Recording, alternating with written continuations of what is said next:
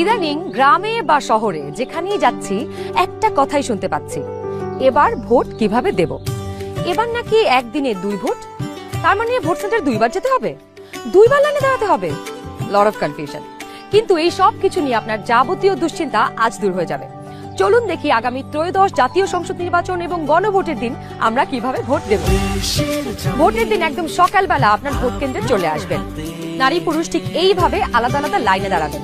লাইনের শুরুতেই আপনার ভোটার ক্রমিক নাম্বার উল্লেখ করে লেখা থাকবে আপনি কোন কক্ষে ভোট দেবেন।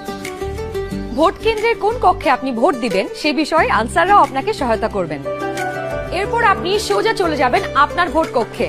কিভাবে নারী এবং পুরুষ ভোটারদের আলাদা রুমে ভোট গ্রহণ করা হচ্ছে চলুন দেখে আসি। কক্ষগুলোর বাইরেও ভোটার ক্রমিক নম্বরগুলো লেখা থাকবে। প্রথমেই একজন পোলিং অফিসার আপনার নাম এবং ভোটার নম্বর জিজ্ঞাসা করবেন।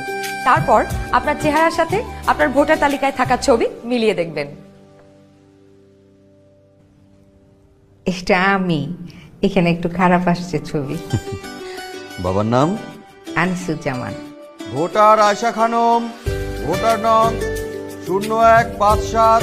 প্রথম পোলিং অফিসার আপনার নাম এবং ভোটারের ক্রমিক নম্বর জোরে উচ্চারণ করবেন যেন কক্ষে থাকা সহকারী প্রিজাইডিং অফিসার এবং পোলিং এজেন্টরা শুনতে পারেন।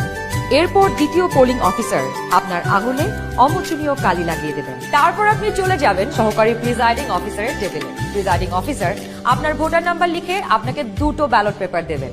জানি এবার গণভোটের জন্য গোলাপি ব্যালট আর সংসদ সদস্য নির্বাচনের জন্য সাদা কালো ব্যালট। বাহ! ব্যালট পেপার নেবার সময় আপনাকে স্বাক্ষর করতে হবে। আপনি চাইলে টিপসই দিতে পারেন।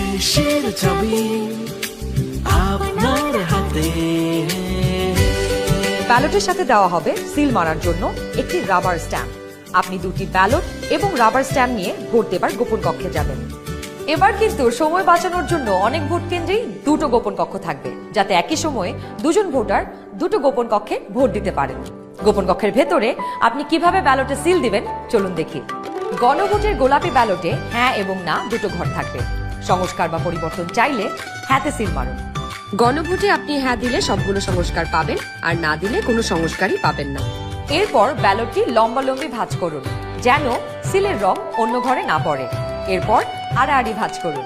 সংসদ সদস্য নির্বাচনের জন্য সাদা কালো ব্যালটটিতে থাকা আপনার পছন্দের ব্যক্তি বা দলের মার্কায় সিল মারুন। সিলটি কিন্তু নির্ধারিত ঘরের বাইরে যাওয়া যাবে না। মার্কার বাইরে সিল পড়লে আপনার মহামূল্যবান ব্যালটটি বাতিল হয়ে যাবে। সিল মারার পর এই ব্যালটটিও প্রথমে লম্বালম্বি ভাঁজ করুন যেন সিলের কালি অন্য মার্কায় না লাগে। এরপর আড়াআড়ি ভাঁজ করুন। এবার গোপন কক্ষ থেকে বের হয়ে